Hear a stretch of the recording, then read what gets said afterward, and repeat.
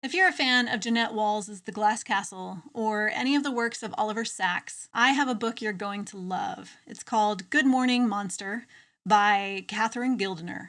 And this is the book we're going to be discussing on today's On My Shelf.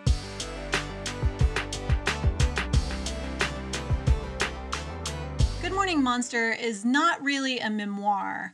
It's kind of a digest from a therapist's work with 5 incredible clients of hers. That's why I kind of compared it to the work of Oliver Sacks, who has a lot of writings about people he saw in therapy and some of the brain research he had. And she goes through these 5 heroic, she calls them heroes, clients who have come from unimaginable pasts and rebounded back into the world and taken control of their lives and lived a somewhat healthy life even after having so many childhood adverse experiences. She interjects some of her therapy basics and some of the thought from her therapy. So it was almost like a self-help book as well. But then she also talked about some of her personal experience, and so there was a little bit of memoir. She's a poet by nature, and it was just a very well-written, well-researched. She's a very wise person, and it was probably one of the most amazing nonfiction books I've read this year. What's really interesting to me about Catherine Gildiner, she actually has several memoirs that I'm going to go back and read now because I just love her style. But she, for a long time, practiced as a psychologist, and so she has lots and lots of stories from her years in therapy. At a certain point, she retired from that and then just became an author. And so she kind of has both worlds, and you can see that in the book. She's drawn from both worlds, the therapy world as well as the creative writing world.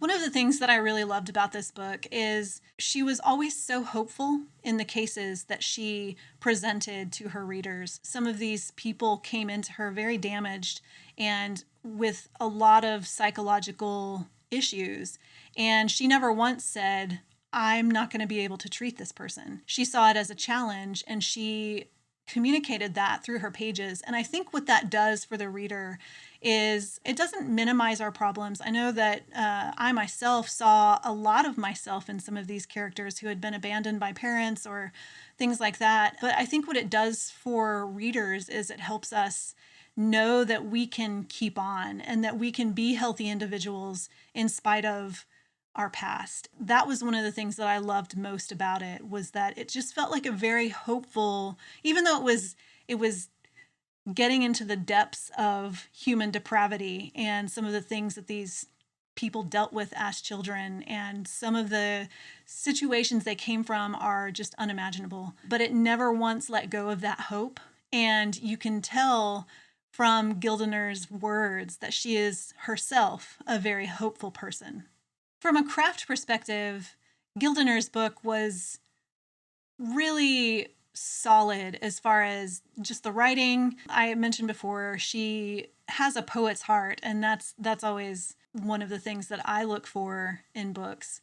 But she just has a really great way of turning a phrase that makes it very memorable. One of the things that struck me as well about the writing is how many details she remembered from these cases, which were 20, 30, 40 years ago. And she mentioned in the book that she kept detailed journals. And when I was reading some of that, I thought, man, I really need to keep better detailed journals so that I can remember these details and be able to use them in stories, because her storytelling just flowed so well. It was almost like she was actually treating these patients at the time of the writing, even though it had been decades. The reason I picked up this book in the first place, I love nonfiction. I love any kind of storytelling, so I kind of read all over the place. But one of the things that really drew me to this one is that I tend to write a lot of characters for kids who are from situations that are adverse childhood experiences. Growing up with an alcoholic parent or growing up with a parent who's missing. And so it was just really interesting to me to hear these stories of resilient people, which is what I try to portray in my stories. Despite the circumstances that kids come from, they are still worthy of love. They are still worthy of the things that they dream. And that's one of the things that she really communicated in this book. Though these people came to her thinking, I'm not really worth much. I don't really get to dream. Wonderful things aren't for people like me.